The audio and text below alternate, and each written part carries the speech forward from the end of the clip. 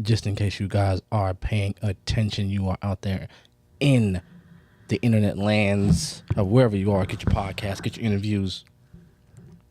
I am Job English, host of a lot of things, but today, host of an amazing interview session we call Queu'd Up here at Cliqu'd Studios. And today, we have, because you can see that whole logo right there. If you're watching, you're looking at a logo right now because I want to spring them on you. Who we have right now is going to be amazing. He has been an amazingly energetic artist and just as energetic on the discourse of the art community. We have ZKN in the building. How you doing, big guy? Feeling amazing, blessed, happy to be here. Blessed and highly favored. That's what matters. Indeed. Man, it is amazing to have you here, man. You've been here before. Yeah. You've definitely on one of our more watched episodes. It was a crazy panel.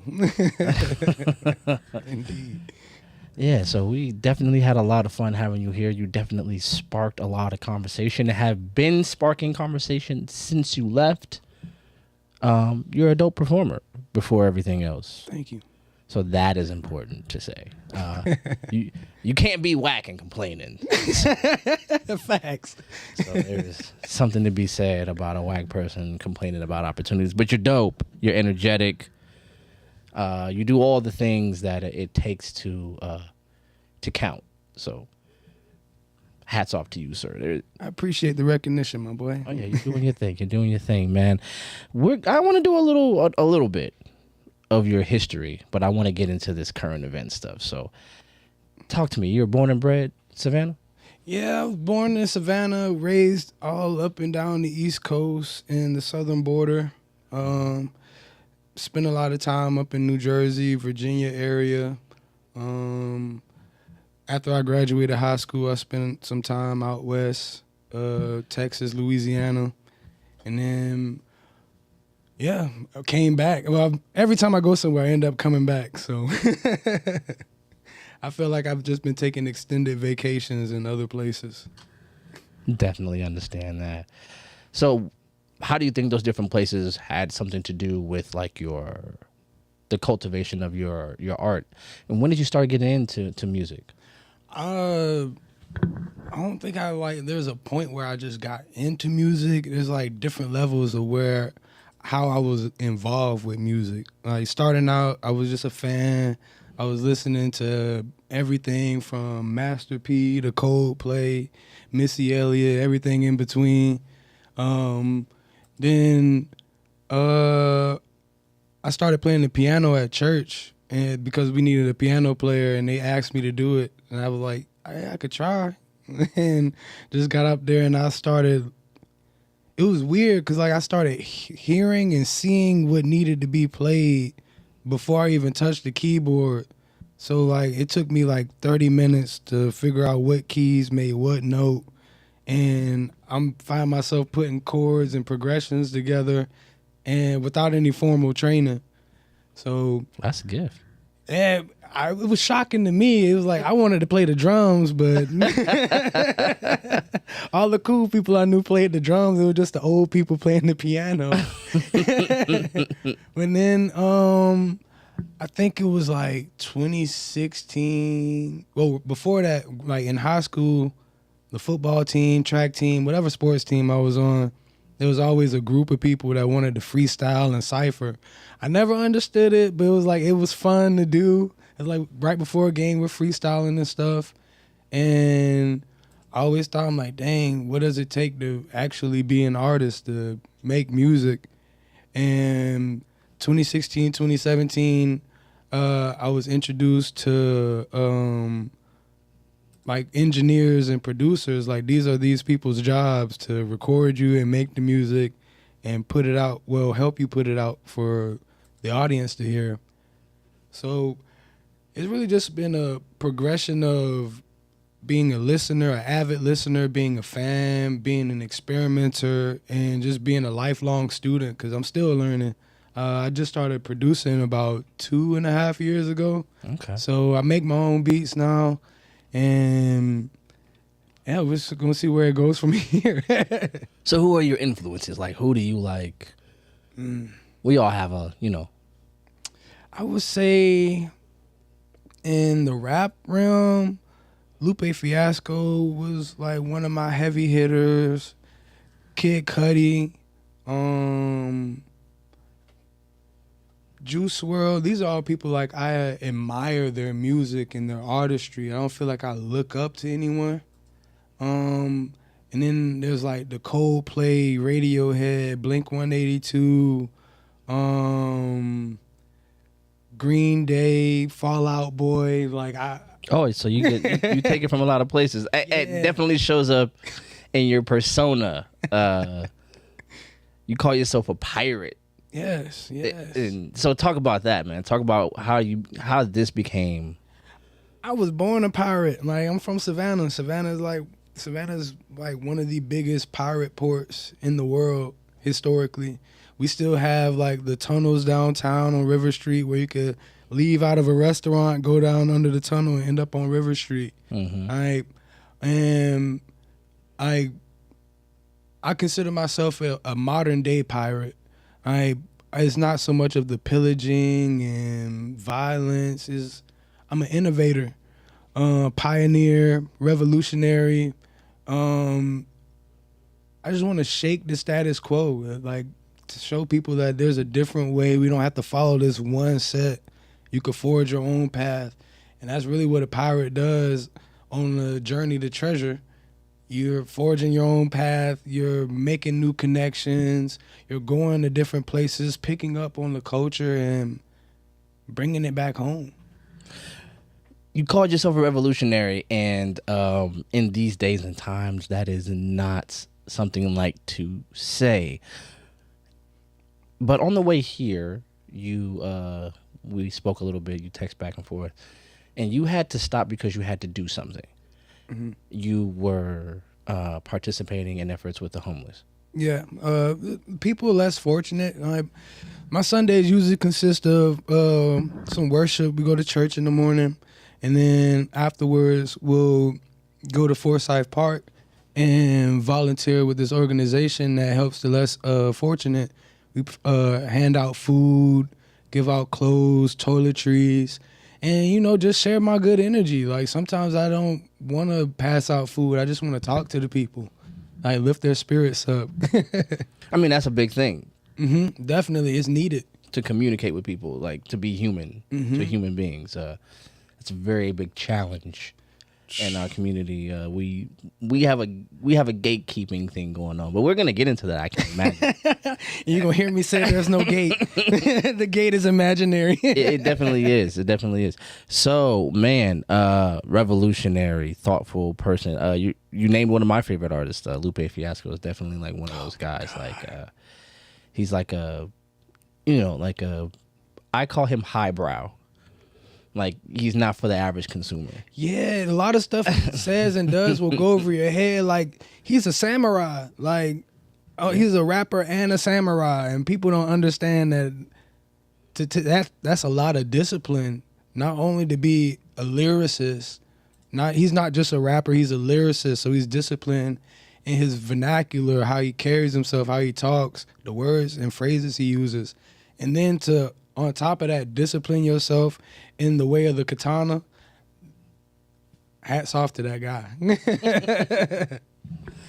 So, man, native son of Savannah, artist.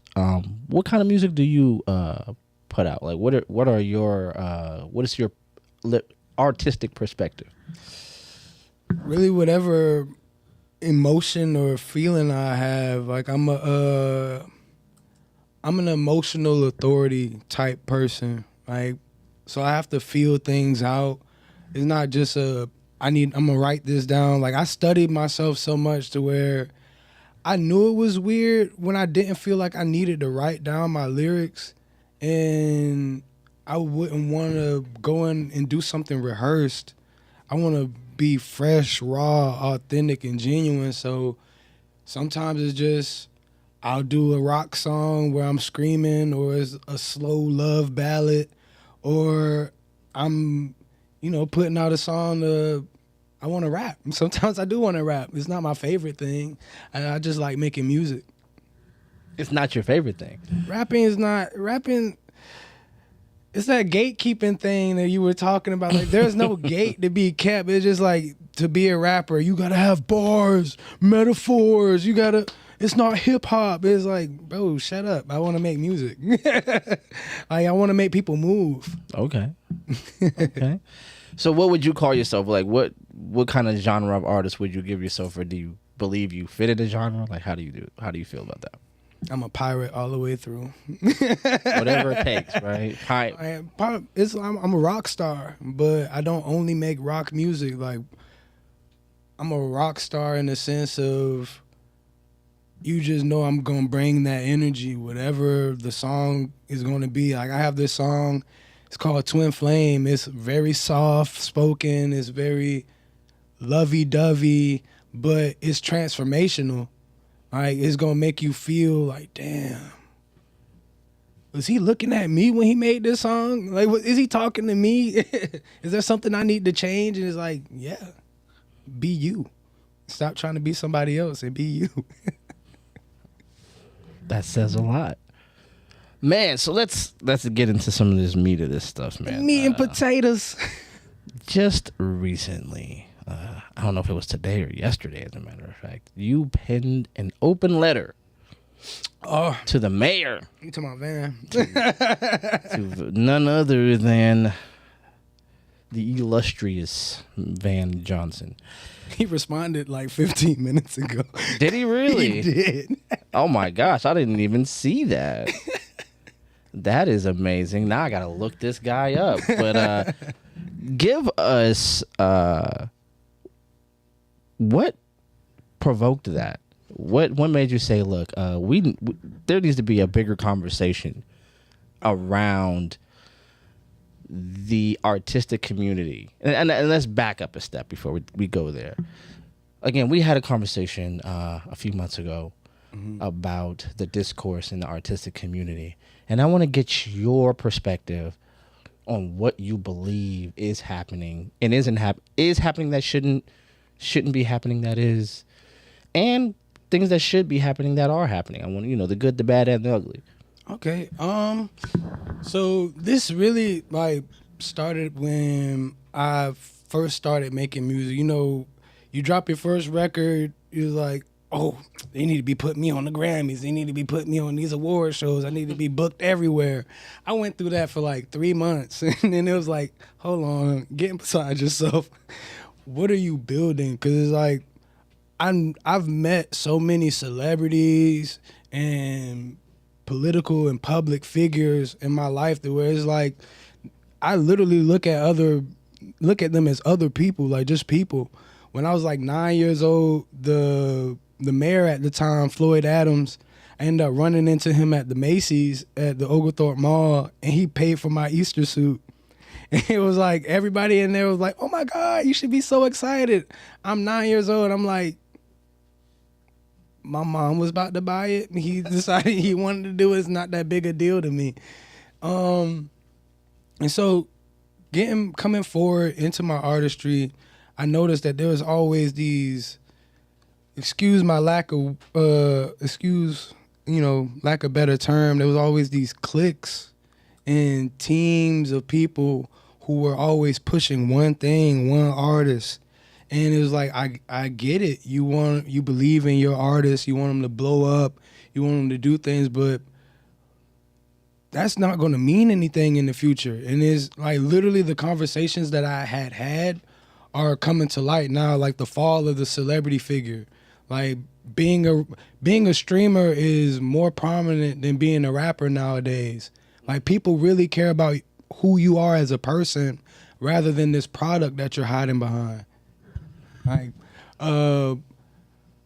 so I was always around dope artists. To name drop a few, Ethan, King Bogus, Kimchi, Q Trap Alive. Like I'm around people who are dope in their own right, but there was never something for them. they always either had to pay to get on a platform, or we were having to create our own platform and deal with the back end parts of it. Like, I feel like as an artist, you shouldn't have to play artist, manager, booking agent, all of that, because it takes away from you being able to focus on creating. And the people who are in charge, the club owners, the venue hosts, the DJs, like, why are y'all trying to be the stars? Like, it's like the DJ wants to be the rapper, the party host wants the same accolades as the artist, and it's like you're not putting in the same work. You're literally just here as a figure to host this event, play your role. And I feel like that's a lot of the issue here, is like people aren't playing their roles. Like the venue owners or the venue gatekeepers or whatever, they aren't worried about building community. And that's where I am. That's always been my thing. Whether it's through playing sports or making music, I've always been a big community-oriented person. So if I feel like there's unjust and unfair shit going on, I'm going to speak out about it. Like, the fact that the rap scene has been a dying horse for the past 15, 16 years, and our only claim to fame was camouflage, and then the fast forward, we got Quando Rondo and Flage. No disrespect to those are kids. Y'all looking at kids to save the day. That goes to say something, because that same kind of thought process is being talked about. You talked about being revolutionary, is being talked about by some of the older people about manning some of these issues in our communities. Is it's up to the youth now. It's up to the youth now, and I've said revolution is something you give to the children, not something you expect from them. Yes. So a lot of us getting up there in age, we done bought our houses and we done got our stuff, and we're Got like, out the game. right? I was like, nah, I got my stuff. I got my 401k. It's y'all. And it's like, no, that's, it's almost like your legacy. Like, you don't expect a legacy from your children. You give one to them. And in a lot of ways, we're expecting a legacy in the music scene from the kids who are expecting a legacy from you. Like, right, it's like, what do I have from you guys? It's like, even it's deeper than that, because I'll say, having the conversation, like, I've done Pope Palooza, Fresh Fest, Too Fast, Too Fresh. I've done a bunch of stuff in Atlanta, LA, and it's like, when I was out in LA, it was different. It was like the artists cared about each other. There was a real artist community. My first day over there, I'm hanging out with these guys. They pick me up. I'm leaving out the airport. They pick me up, and we go out to Calabasas, and we just kicking it, chilling, me and like 5, 6 other artists. And like, I don't know these guys. I don't know these dudes. When I come home, I want to link up and work with my peers or my friends. And it's like, you charging me $150 for a verse, a feature, and it's like, you do know who I am and what I bring to this. Like, why aren't we collaborating for real? Because you don't care. After I pay you, you're not putting any extra effort into this song. We're not sitting down coming up with visual ideas. We're not sitting down coming up with events or platforms where we could showcase our music. And it's deeper than just the music, because I like the last conversation we had, Zay Hutchins was here. yes, I respect that dude to the utmost. He's a painter and a tattoo artist, yet he was hosting events and giving us a platform, because he knows that art is across the spectrum. Whether you're a public speaker, rapper, painter, like, everything is all encompassing. A cook. Shout out Juanita Evans. That's my dog. Chef Nita. I haven't seen her in a minute, man. That is art right there. Yeah, she does her thing. Yeah. And it's like being able to give people their props, give people their platform, and give the community something. Because, like, why are we making this music? For people to listen to it. Right. Why are you painting? So someone could see it. And it's like the black music scene here has been underdeveloped, underfunded, uncared for, and it's because people just expect this one thing. They think that the music scene in Savannah is the shoot 'em up, kill 'em music, is the ratchet, fuck my baby daddy music, and it's like it is so much more than that than there is of that down here, that people are just choosing to be blind and be mad about it. So my open letter to the mayor stemmed from this idea that I had called Pirate Paradise. And it's essentially the hub, it's the brainchild, love child of when community and art meets the revolution. It's like, what needs to change here? We need to have bigger platforms.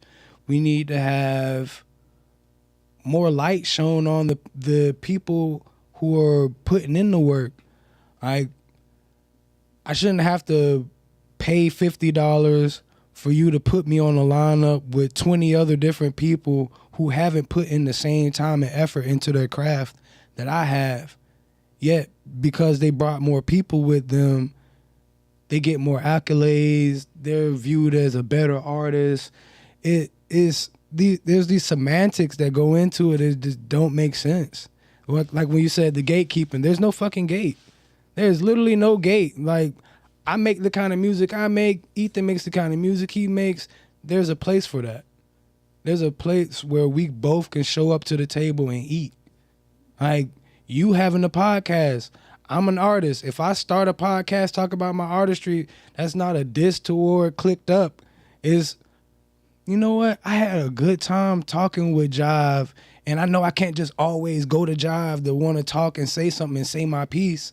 So what can I build for myself to build up a platform to where we gonna call each other? We gonna be on live. I'm at my crib or at my studio on the podcast, and we clicked up with pirates. I like that a lot. Yeah. There is a problem with the and we talked about this right before we went live, and I think it really helped get this conversation in the proper perspective. There's a competitive spirit that has become combative, and we have been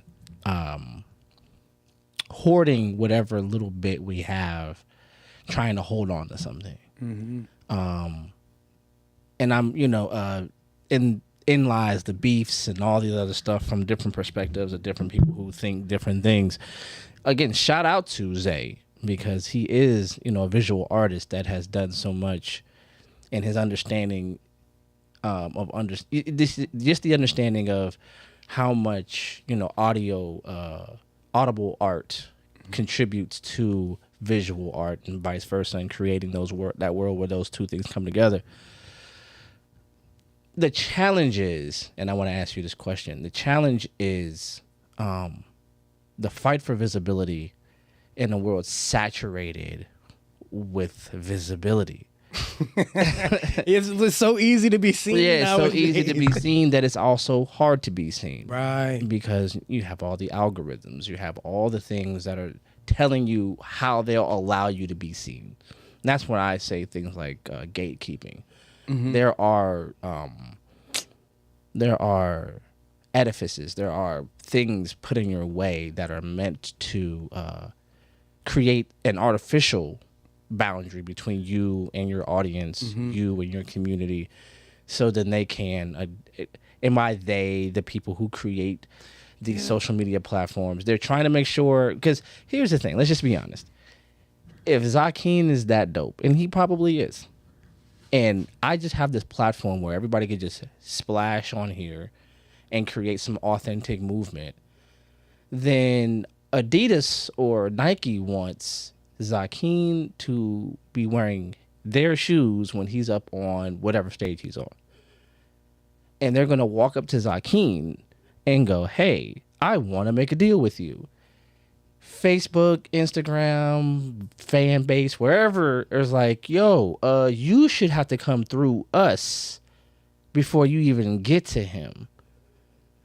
And that's where the gate gets propped up, right? Yeah, because it's also an ego thing, because it's like, for me to be approached by Adidas, in this day and age, you have to be cutthroat, but I believe in a different way. Right? It may make you think like, oh, I gotta shit on the next guy, or I gotta talk down on your artistry, or the fact that you're not doing the work, you're not doing this. Is like, well, and then those brands also foster that combative spirit. It's not. The last time we were here, we argued about, like, not me and you, but some of the other panelists, we kind of got into a tiff about it, about hip hop being competition. It's like, well, I'm not hip hop. I'm not hip hop. I'm an artist. I'm a music artist. Like, you can't box me in. The moment you try to box me in, I am fighting for my life to get out of that box. Because I'm not that one thing. I'm not just one thing. What do you think creates the desire to box black art in? What we've seen, like, we grew up watching the Big Timers, 504 Boys. We watched Lil Wayne and all of them become successful off of being one thing. And we didn't really have any alternative artists until we had like the Kid Cudis, and then Young Thug started experimenting with his weirdness. But even that was still in a box. Like, he was just that weird blood dude, like, that made cool music. It was like, but he wasn't a rock star. He wore dresses and stuff like that, and that garnered the attention. But I'm not saying that was authentic to him, but then you have the slew of people coming after him that try to copy that and call it authenticity, and it's not. There's a lack of genuine, like, there's a lack of ingenuity and real authenticity in our scene, especially in Savannah, where it's like, if I could just rap like Lil Baby, if I could rap like NBA Youngboy, if I could just do what they're doing, that ensures success. Because look, it's there's proof right there. It's like, but it's also proof that them following their own path garnered that success. So you think they're following the wrong model? Hell yeah, y'all riding on the wrong ship, my boy. Definitely. I mean, these people definitely. I think we're on the same page. I think in order to be an artist, you have to be an abstract thinker. That means you have to be bringing something out of the ether into reality. And a lot of people are not in touch with the ether. Yeah. Like, I shouldn't feel like every female artist that I come across down here wants to be the next Meg Thee Stallion or Sexy Red. Like, and it's like, that's cool if that's what you want to do, but it's like, you can't compare Meg and Sexy Red. Meg is an actual artist. Like, she's dove into the Japanese culture to bring her style of music into the forefront. This isn't new. When she was just freestyling on Cypher videos, she was talking about being the female Titan, like rapping about anime stuff, and there was nobody doing that. You got Doja Cat, as weird as she is, there's nobody else doing that. Then you get Sexy Red, a meme artist. Like, there's no difference between Sexy Red and Lil Pump to me when it comes in terms of artistry. I mean, they definitely cashed in on a moment, which is, again, not on accident, right? So there is not an accident that there are so much opportunity are given to shallower and shallower artists. Because look, now you got Bruno Mars singing a song called Fat, Wet, and Juicy. I don't want to hear fucking Asian Elvis singing these songs, bro. Like, you were Asian Elvis. You were the groove guy. Like, the work you were doing with Anderson .Paak, that's the music. Like, even with the Drake stuff, like, why are you a gangster now? Like, I better find your loving. I better find your heart. That's the Drake that's what made Drake. this new shit that he's doing now, adopting Atlanta personas, adopting Houston personas. It's like, bro, nobody wants that shit.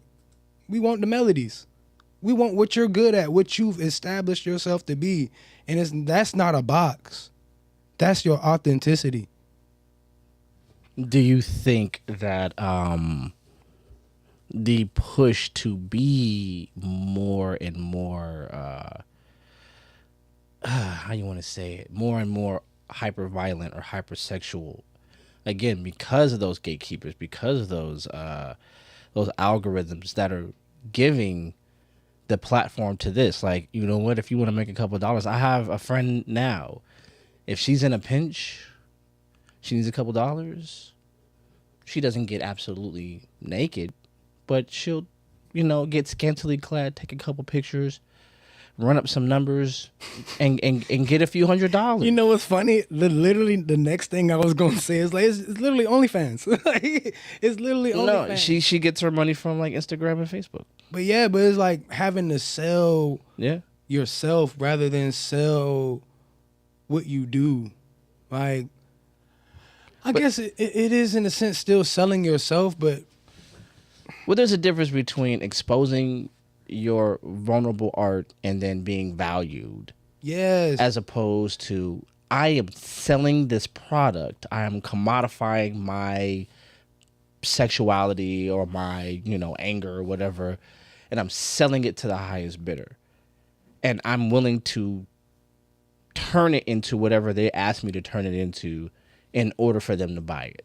Yeah. So, the black woman's body is already highly beautiful. Coveted. Yeah, it's already beautiful.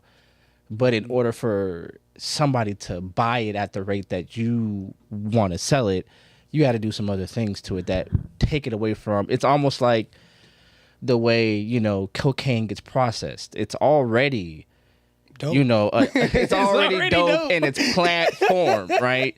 But then you got to do all of these things to get it to market. Mm-hmm. So black women in their natural state, black men in their natural state are already very, we call it violent, but that's protective. That's what any community would value in a man when they're connected. We talked about that off air. Passionate. So we call that violent, and we need to package that so we could sell it. We need to package your passion as a black woman as sexuality and sell it. And it becomes the powder version that we're selling off. Yeah, and it's like we should have never put cocaine in the communities. Like, so it's for sure. So it's like I'm gonna use this example, and it's like I'm not trying to ruffle any feathers or whatever, but it's like I've been around some very vocally talented men, and it's like it kills me that the most creative thing you can do is rhyme words with 2 2 3s. It's like, bro, just last week, you own your own business where you go around and you create opportunities for yourself. Mm-hmm. But you rapping about killing and shooting people, like, because that's what's selling right now? Yeah. No. That's you're selling your soul before you even had a contract to sign. And that's the most fucked up part about it is there is no money in what y'all are doing. Oh yeah, the market is saturated. So if I already got NBA Youngboy and Yeet and whoever the fuck else dropping this drug music, killer music, whatever, what makes you think that you're so special that you're going to be the next one up? Especially if you sound like these same people. Yeah. I mean, I think that's why we get into this new thing called branding wars, right? Where everybody's trying to create their brand of the same product. Yeah, it's like you got great value and then you got Frosted Flakes. I've had Apple Dapples. It's not Apple Jacks, bro. It's not Apple Jacks, my boy. Fruity Hoops and Fruit Loops ain't the same thing. Come on, man. It's like you got Martha Stewart and then you got the banquet TV dinners. Come on, it's not the same. And the fact that people lie to themselves and say that I'm putting in the work. I'm doing all that I can. I spent all this money doing that. I'm like, you're wasting your fucking energy. You're wasting your time. And it comes out, sometimes it comes out a little harsh. I had a conversation with a guy and we were talking about his mental health and how it shows up in his artistry. And I'm like, I can understand sad music. I make a lot of sad nigga songs. Like, I can understand that. But the way that you're presenting yourself and the way that you communicate and interact with other artists, we can tell that you're depressed. And it's like, maybe that was the wrong word for me to say it in the moment, but it's like, it's hard for me not to tell somebody the truth when I see it. It's very hard for me to just lie and be like, yeah, this is good what you're doing. I can get behind this, because I can't. I really can't. And I feel like that's the issue that Savannah has. We don't have an artist or a platform that we could just readily get behind. People are scared to go to Palooza because of the stigma behind Island Breeze. And there's been people who've never been to Island Breeze not going because of the stigma. It's like, but you rapping about what you do and whatever, but you scared to go to Island Breeze? Yeah. It's when you see yourself through their eyes, you can't help but have an identity crisis. So when we see our own outlets through the lens of the outsiders who say, I wouldn't go there, we do a lot in our community to sort of suspend reality and see things through other lenses that we haven't experienced, and then qualify those as the ones we need to be seen through. Oh, indeed. And then people have like this holier than thou persona where there was an artist that was on the panel the last time we were here, and me and him had a tiff prior to this, and it was just like, bro, we could be making so many moves, we could be putting people in position to win, but you're so stuck in your ego that you can't see that you're the problem. He told me that there's nowhere for him to perform in Savannah. There's nobody that could compete with his artistry. I'm like, nobody's trying to compete with you. And yet here we go, 2023, and you're doing shows in Savannah. I thought you said there was nowhere for you to do anything. You said that to me because you felt intimidated by what I brought. I'm the white friend to a lot of my friend groups. And I'm like, bro, I'm blacker than a lot of the people I hang around with. Like the life that I live, if you walked a mile in my shoes, you would never tell me that. You would never say that I'm the white friend. If you've seen the things that I've seen, been through the shit that I've been through, you would never call me the white friend. I think the problem is I think the problem we have with that is because you still come from a compassionate angle. That the assumption is you must not have seen enough. You know what I mean? You're not hard. You must not have seen enough. What? And then you can't imagine. I've heard all the white stuff. I respect that perspective. Yeah, like I've been called the same thing, and then I'm like, then you start talking, and then they go, "Yo, where the hell have you been?" I'm like, "Hey, man, what's that old what's that old commercial? I know a thing or two because I've seen a thing or two." Facts. And so it hasn't worn on me. Bless God, you know what I'm saying? It hasn't worn on me. But like you were saying to whoever your friend is, like it's obvious, like you're depressed. Whatever you saw wore on you, and you wearing it still. And that's painful to watch you, brother. It hurt because I care, and I feel like that's where that open letter to the mayor came from. It was like, it's not nothing that I hadn't said before. It just I tagged the mayor this time. Like it's literally the same shit I've been saying. Yeah, it's like we need to come together. People like, oh, Savannah, tourist city. There's nothing to do in Savannah. You got to go to Atlanta. I'm like, Atlanta is a portal to hell. Atlanta is a portal to hell. Why would you say that? All right. It starts off with a little anecdote that I think is kind of funny. My recent stint in Atlanta, I went up there, we went to the airport. That shit said, "Welcome to Wakanda." I said, hold on. Wait a minute. Wakanda is this Afro-futuristic civilization that thrives on community, camaraderie, and the empowerment and excellence of black people. That shit ain't on Peachtree. It ain't on Buford Highway. Hold on, what the fuck? It ain't in the West End. It's like people believe, like, since people have established this musical hub. Like the Dungeon Family was one of the first groups in Atlanta to establish that as a music hub. Houston did the same thing. Mm-hmm. Brooklyn, the Bronx, Queens, they did the same thing. The dudes out in Compton and LA, they did the same thing. We don't need to go to Atlanta. We need to foster the love and life that is in Savannah. We got a beach. They got Lake Lanier. Like, it's not the same. The last time you heard somebody drowning at Tybee is when? People always dying at Lake Lanier. But that's where we want to be at. I don't know, man. It's just like I've lived all over the place and nothing compares to Savannah. And it's not even on a hierarchy thing. It's like Savannah is its own piece of paradise. Like even taking it back to the fucking World Wars, General Sherman marched to the sea, burned everything from Atlanta to the Atlantic, got to Savannah, was like, hold on, there's something here. I can't touch this. That means something to me. The fact that I could research pirates, like everybody knows me, know I'm a One Piece fan. One Piece is an anime about pirates, but it is based on real piracy. Anne Bonny had some stints where she sailed through Savannah. Blackbeard's main base is about 10 miles off the coast. Like, these are people that revolutionized the eras that they were in. And I'm looking to do the same thing. So when I'm talking to the mayor, it's like, as a black man, what are you doing to foster community and camaraderie amongst your constituents, the people that put you in office? I'm not saying you don't care about us, but you don't care about the scene that we're trying to build. We could have I Heart Music Festival. Mm-hmm. How many local artists are booked to perform there?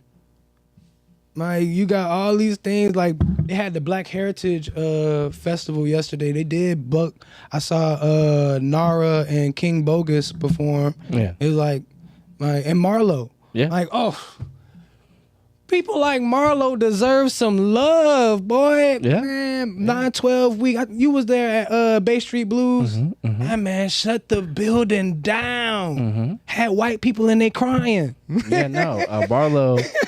Marlo is actually one of the newest members of our podcast. So shout out to that. Yeah, man. His energy is just unparalleled. And like I met Marlo when I first started making music. Marlo was one of the first people that I met through Creatively Crafted at Stafford. Oh yeah, with yeah, Phil yeah, Beach. Yeah. It was like that. That's what I expected the art scene in Savannah to look like. We just all come together and rock out. We show love to everybody's artistry. Zay in the corner live painting some stuff. Mm-hmm. It's like, I'm going to Island Breeze expecting the same energy. I'm going to Elon looking for this energy. I'm going to Wormhole looking for this energy. And it's like, oh my God, it's not happening.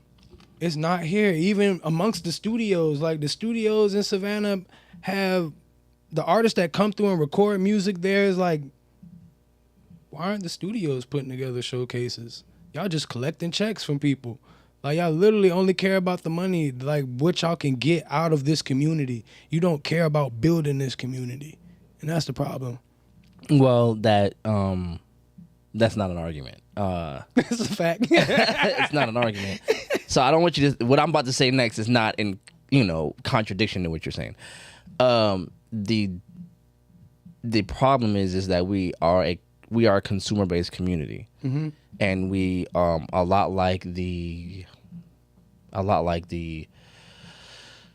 liquor stores, whatever, that come in that aren't owned by us. They're meant to extract. Mm-hmm. So we are replicating models that are meant to do the same thing. We're just extracting something out of the community. You've never seen a liquor store host an event. You're never going to see a package shop host an event. You're never going to see a beauty supply store host an event here. Yeah, they're here to Def Comedy Jam. That was Def Jam. They had artists. They had the comedians that were signed to that worked at these, that came and recorded at these studios, that worked with these different.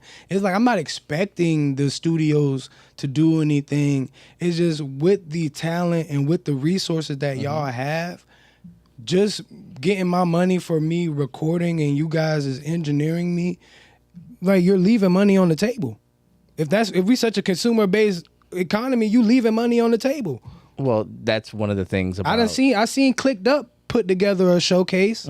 Like, what's the difference between Jive and? I mean, I feel like I feel like there's so much.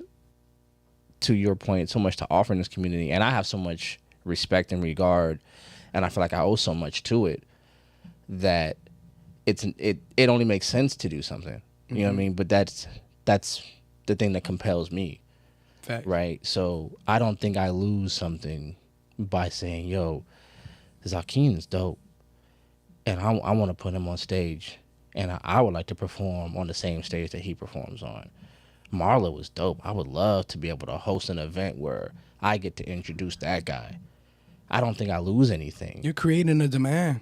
But other people see that as a problem. Like, closed-minded. Right, so it's like, yo, if ZKN... I even saw a thing where, I forgot the artist that it was. It was actually kind of funny. That it was a song... It's one of the songs that I like. Tupac actually had this certain rapper on his song, and this rapper just took off, and then did his thing on the track, and then when he left, Pac was like, "Take that shit off." And you would have never thought, not Pac, not you. Yeah. But yeah, that combative spirit. That combative spirit, it's like, yo, this dude is gonna make me look like a fool on my own track. Can't have that. You can't see long-winded enough to go, or maybe I go back and rewrite my verse and step up a notch. How many people have we heard that Eminem make them take their verse back and redo it? That's a white man. Like, I don't look at Eminem's color. I look at him as a phenomenal artist. And if he made, he ate Jay-Z on that Renegade track. Oh yeah, that's printed. He ate Wayne on that Drop the World. It was like, and we looking at Wayne like he's the pinnacle. And it's like we disregard Eminem because of his color. And well, that's a different conversation. And I think that has to do with culture. And I think every culture has a right to designate and cordon their native population. Nobody has a right to come in and say, you have to accept me because I'm able to do what you do better than you. You can't out culture me. I'm in it. You know what I'm saying? And I have the consequence of this culture. No outside force, white, Asian, whatever, has our consequences. That's part of the culture. When you don't align with the culture, something happens to you. And every culture has that. Asian cultures, something happens. They're called mores, right? There's norms that you have to respect. If you are able to come in our community, operate with all of the regard but none of the reproach, then you're an outsider. Facts. So that's where I limit Eminem, Machine Gun Kelly. It's great. It's fine. Wait. Machine Gun Kelly is one of those where he's like, there's no reproach. Like, Eminem grew up 8 Mile, But so this is my thing though, because poverty is not a culture. Yeah, So no. Poverty is what actually strips culture. You know what I'm saying? So I just meant in the fact that like Eminem put on D12, he put on 50 Cent. He gave us 50 Cent. Without Eminem, there would be no 50 Cent. Which is great, but that still doesn't make him a part of the culture. Oh no, I just respect him. Yeah, as an artist, yeah, okay, for sure. Okay. Yeah, because in our culture, we'll look at me because we had this conversation on Facebook the other day. Because if I make a country song, y'all feel like I'm selling out because that's not the culture. It was like, well, what if I've been trying to force rap down y'all throats for so long and country was my lane the entire time? And I just been disillusioned to believe that I gotta be hip hop. I've had this conversation with basically like we've had from at the Jinx to Victory North, it's like my performance requires backing vocals. I sing and I scream and I use auto-tune. I'm not long-winded enough to rap and sing my song from intro to outro without... And if nobody else knows the songs, there's just going to be gaps in my performance. So it's like having that backing track is not a diss to hip-hop. Just because you want to rap on your beat, it's like, well, I want to actually hear you, because right now I just hear you. It's like, respect the talent, the skill that it takes to do that. I want to enjoy this immersive. I want to experience this, and it's like there's a difference between the experiences that we get from the competitions. I feel like if Popalooza wasn't a competition and it was just an artist showcase, come out and see the dope talent that Savannah has to offer, it would be way better. But since I'm fighting for $250 and maybe a radio spin, it's like, what do I really get out of this? There's no follow-up. You're not helping me develop as an artist. You're not looking for more. You're not thinking like Jive, like, I heard his song just randomly at this competition or at this show.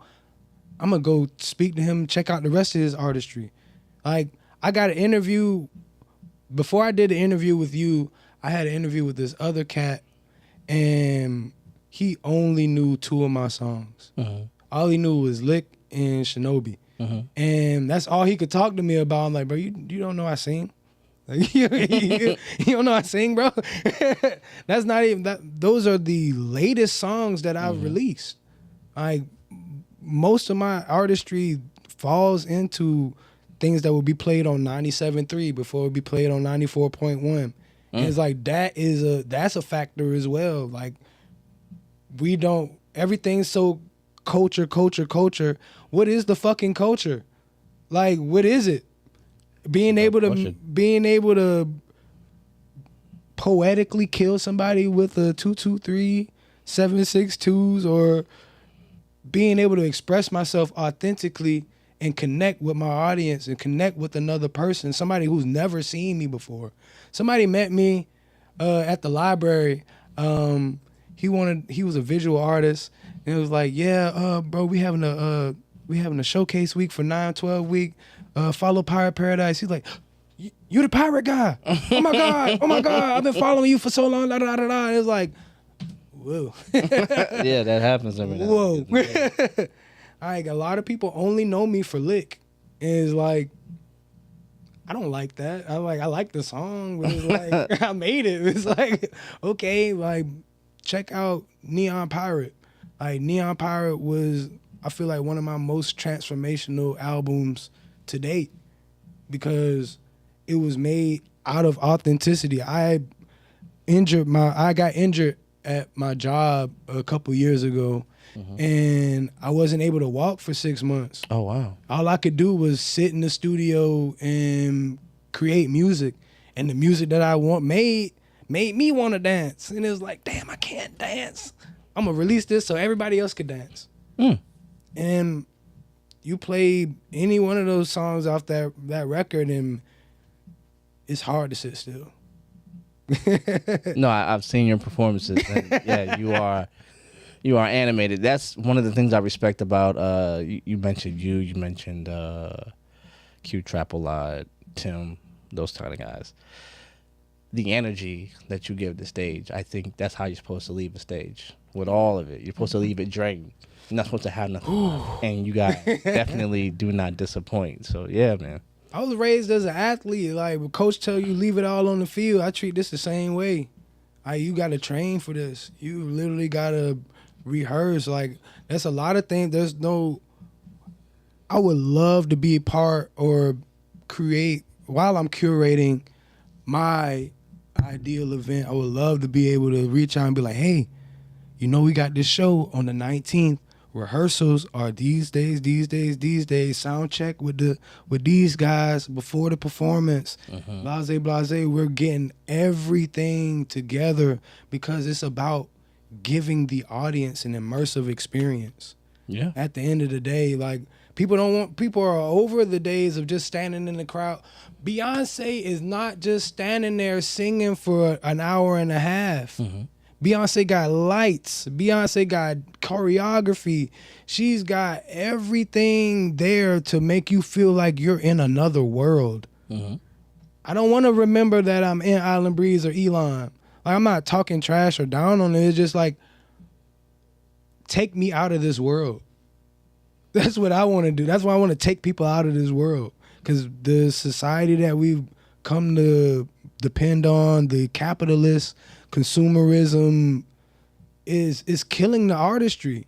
It's leaving no room for real creativity and authenticity.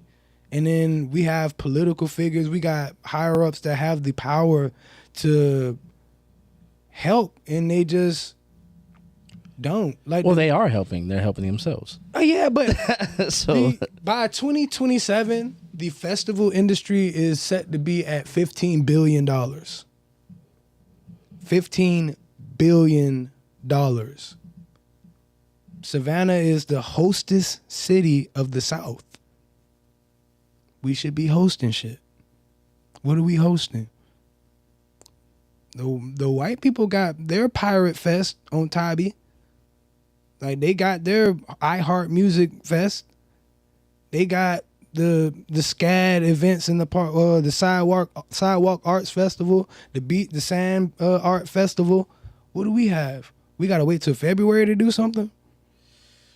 that's tough. This ain't Black History Month, man. It's Black Future Month. I like that. I like what you did. Black there. Excellence I Month. like what you even. did there. Yeah. It's like we're honoring. We're standing on the shoulders of giants.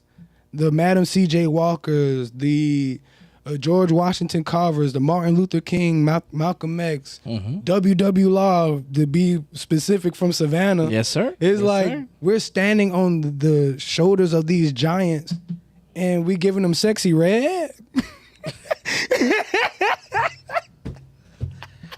That's tough. That's tough. That's tough. We're giving them sexy red. We're giving them the baby. We're giving them I get that. So, but I also saw a thing, and I want to see what you think about this. Mm-hmm. There There was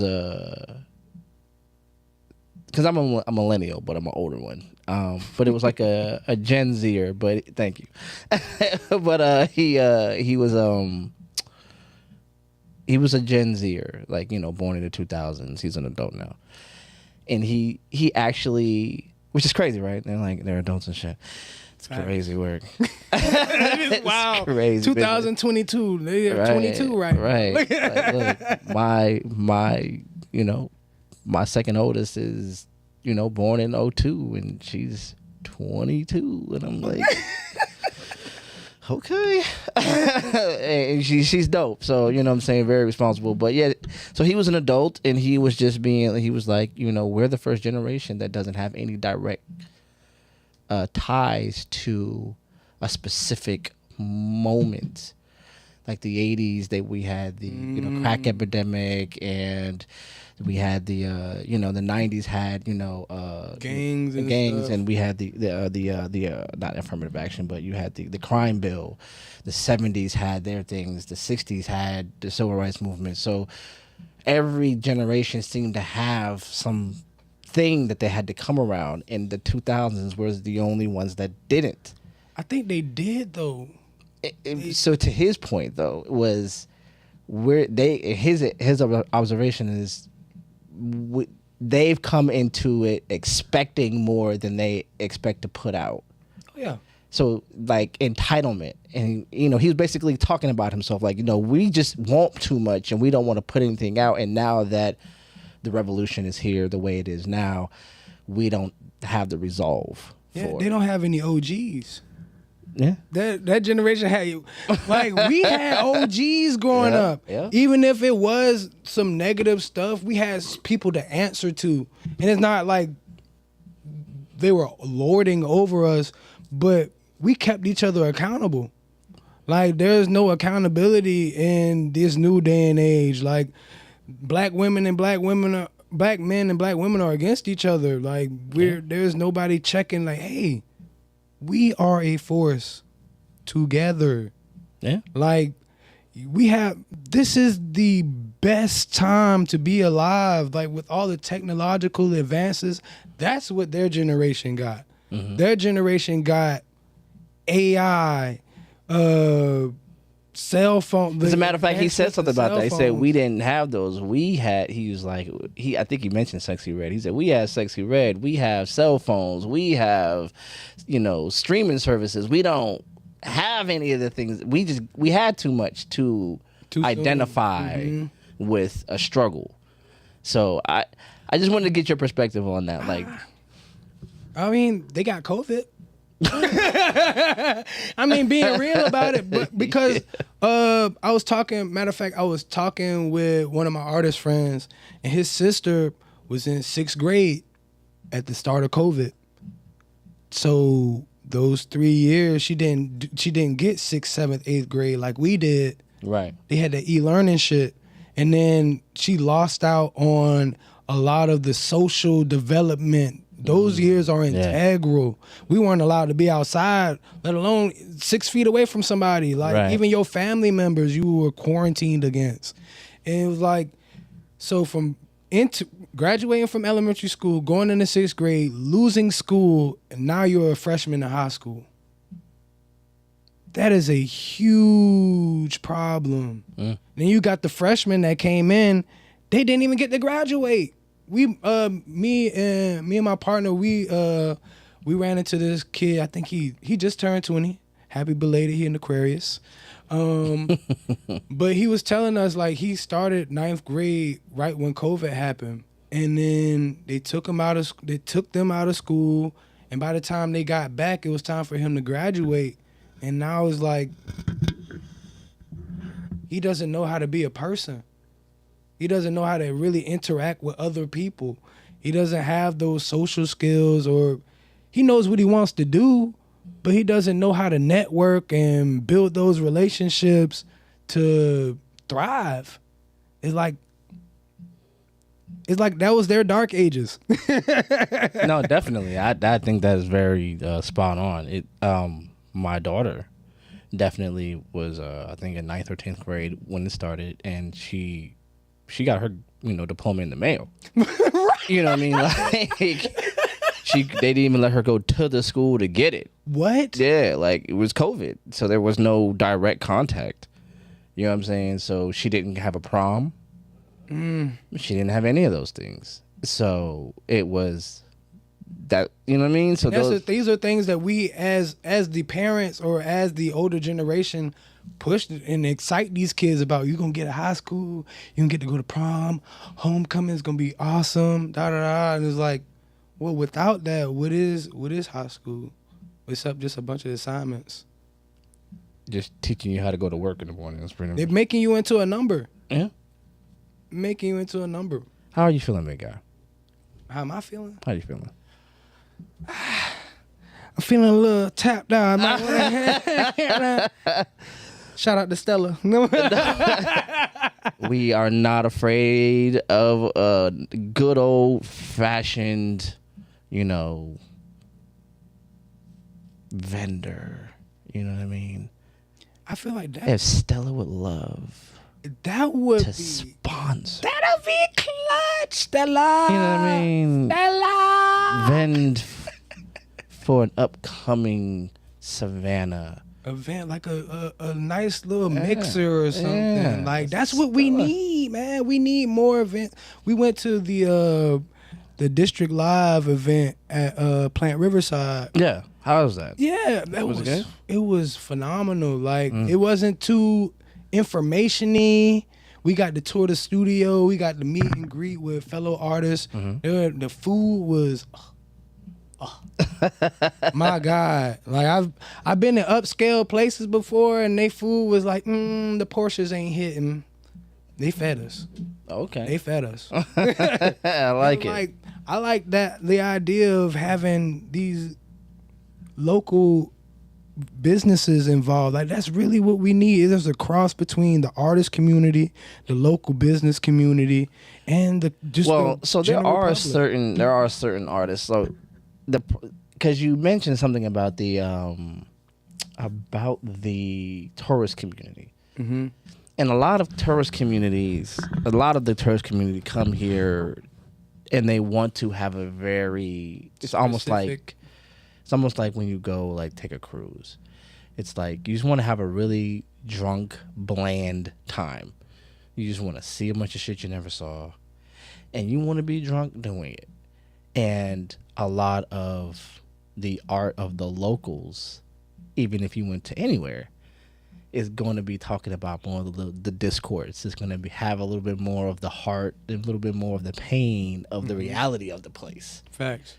So if I came to, if I'm just a regular consumer, and I go to, let's just say, Jamaica, I don't want to go into one of their real spots.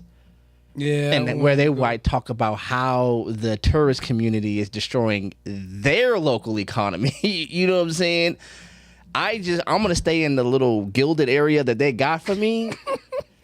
You see what I'm saying? And then have that bland experience. I'm the opposite. Like, my first time going to LA, is for Rolling Loud. Mm-hmm. So it's like, that wasn't a huge example for me. Mm-hmm. It's like, if Savannah had their own version of Rolling Loud that we can count on to do that, it's like, I went to LA, I'm in Tent City. I'm on Skid Row walking amongst the locals.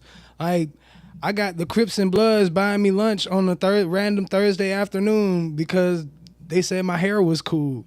Like, no lie, I'm just standing. I was standing at this convenience store, and these cholos just come in all flanneled up with their bandanas on, and they're like, "You from here, bro?" I'm like, "Nah, I'm from Savannah." I'm like, "Where that at, Georgia?" He's like, "Oh, that's close to Atlanta." I'm like, "No." Everybody does that. Yeah, everybody does that. We closer to Jacksonville, Florida. He's like, "I know Jacksonville." And then it was crazy because they walked around the store. They all just brought me a bunch of food, and it was like, "Man, we appreciate you being out here showing love. You respecting the community." And they just left. Later on that day, I'm pulling up to this shoot I was doing for Netflix, and they're playing Cut Friends in the parking lot. I'm like, I'm in the mountains of California. Who's playing Cut Friends? I just hit the da-da-da. You know, we can't miss that part. Yeah. And he's like, "Who know this song?" I'm like, "I'm from this song." Like, what you mean? It's like, "Oh, man, my homegirl put me on the Savannah music. I know all about Booger. I know about Quando Rondo. I know about..." I'm like, okay. Yeah? Hell yeah. Come visit. Yeah. Come on down. But there's a point where we got to mesh the tourism. That's what I was telling the mayor. It was like, the tourists going to come here regardless. All the HBCUs pile up down here for Orange Crush. Mm-hmm. Why can't we give them a sanctioned event to turn up? Because give me a good answer. I have the answer's gonna be messed up. I don't got nothing good for you. It's supposed to be able to happen, but like, we see what happens when you see that and do something else. When you see their culture able to do big things, as far as like St. Patrick's Day, they could tear the city down. And none of these niggas is Irish. I promise you, I want to say like 7 years ago, maybe 7 years ago, I watched somebody get abducted. It was a dude. He was too drunk, and some dudes just saw him and like just took him and shoved him in the car, and I was like, I was so shocked, and it happened so fast. I was like, I don't think they know. I don't think he knows these people.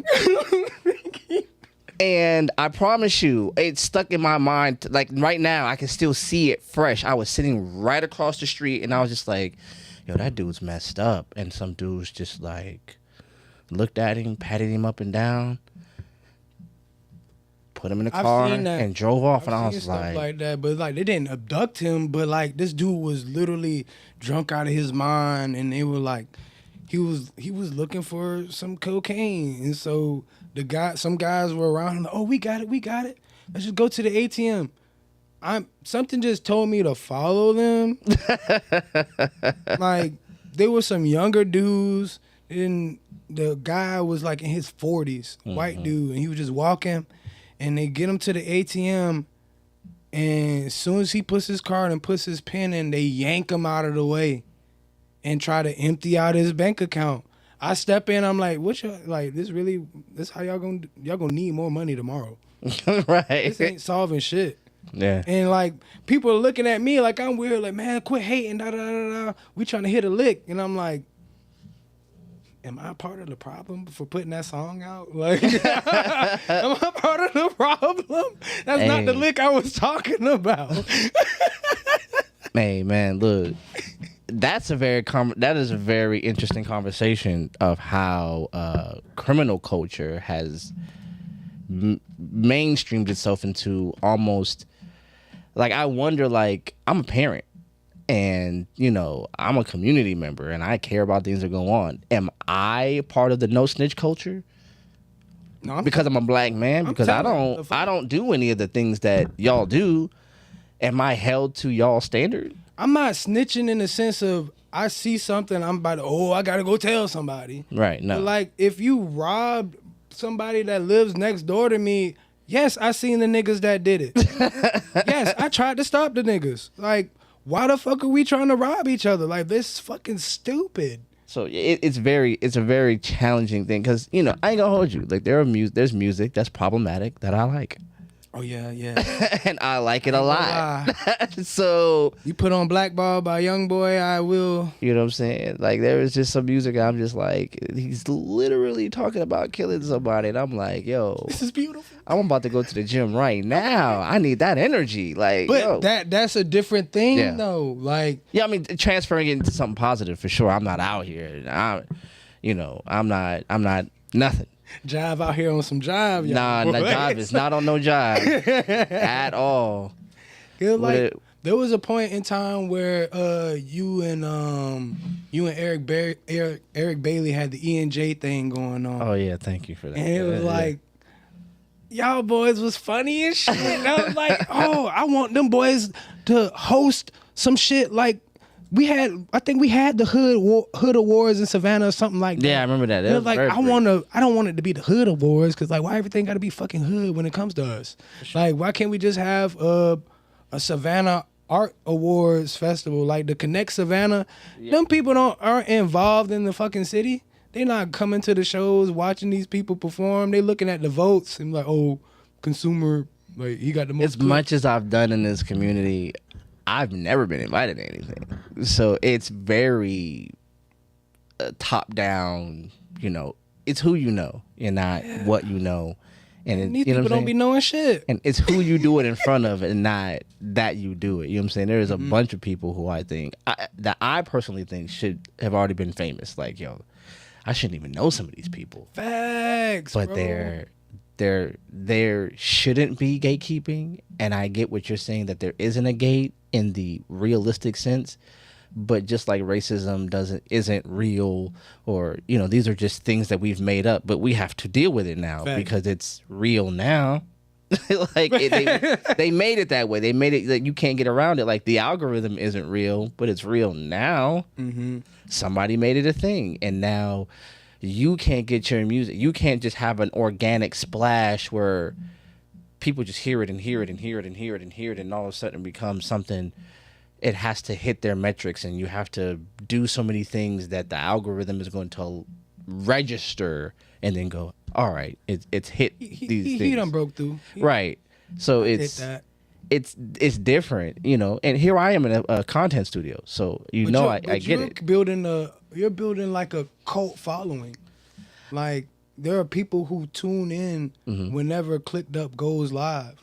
There are people that tune in whenever I Show Speed or Casanat goes live. Right. It's like, it's not about the algorithm. It's about who are you trying to reach and what are you trying to do? Because my people are the people that love music. They like to party.